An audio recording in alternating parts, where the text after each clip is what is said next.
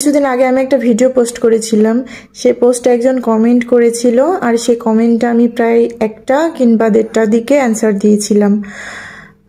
এই জন্য একজন আমাকে পাল্টা প্রশ্ন করেছিল যে আপনি এত রাতে কি করেন। এই যে দেখেন আমি এত রাতে কি করি, আমি দেখাই এখন কয়টা বাজে। এই যে দেখেন এখন কয়টা বাজে, 3টা 19 বাজে। এই যে ভালো করে দেখাই, এই যে 3টা 19 বাজে, এখন রাত 3টা 19 বাজে। আর এই যে দেখেন এই মেয়েটা কি একটা অবস্থা, এখনো ও জায়গা, এখনো খেলতেছে, কি একটা অবস্থা দেখেন। এখন কিন্তু অন্ধকার, অনেকে আবার বলতে পারেন যে না দিনের বেলা এরকম বলতেছে, ব্যাপারটা এরকম না। আমি দেখাই,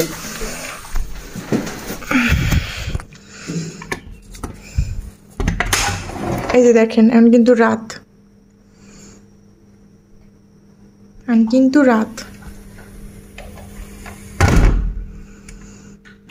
আর এই যে এর অবস্থা দেখেন। আর কেউ আবার বলবেন না যে আপনার বিছানার চাদর কোথায়। এই যে আমাদের লক্ষ্মী সোনামণি আছে তো, ইনি সাহেব মাম ফেলে দিয়েছে, পুরো বিছানার উপরে মাম ফেলে দিয়েছে, এজন্য বিছানাটা উঠানো। এই যে তুমি ঘুমাবা না তুমি?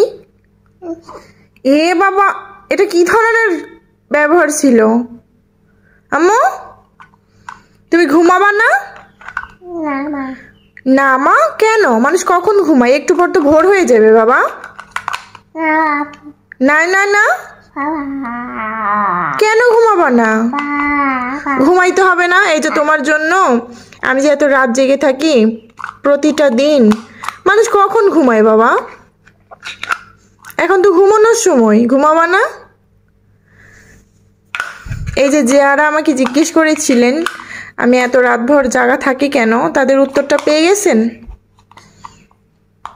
এই যে উত্তর, কি করব, যারা যারা ছোট বাচ্চার মা আছে একমাত্র তারাই জানে যে কি পরিমাণে একটা কষ্ট একা একটা বাসায় বাচ্চাকে লালন পালন করা।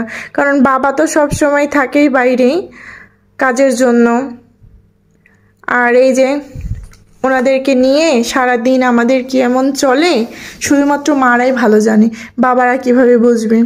কি করতেছো তুমি? স্নোগুলো বের করে গালে ডলতেছো কেন? এগুলো তোমার জন্য না তো, রেখে দাও। রাতের বেলা কেউ স্নো দেয়? রেখে দাও, ক্রিম রেখে দাও। তুমি এটা খুলতে পারো? তাই? কোথায় থেকে শিখছো? ও মা, আনন্দ আনন্দ, আল্লাহ কত আনন্দ। Thank you. ঘুমাবা না তুমি আম্মু? কেন মা? আম্মু তো ঘুম পেয়েছে বাবা, একটু ঘুমাও না, একটু ঘুমাও মাম্মাম, ঘুমাও না। আম্মুর যে ঘুম পেয়েছে বাবা। দেখেছেন এখন কয়টা বাজে? এই যে 3টা 22।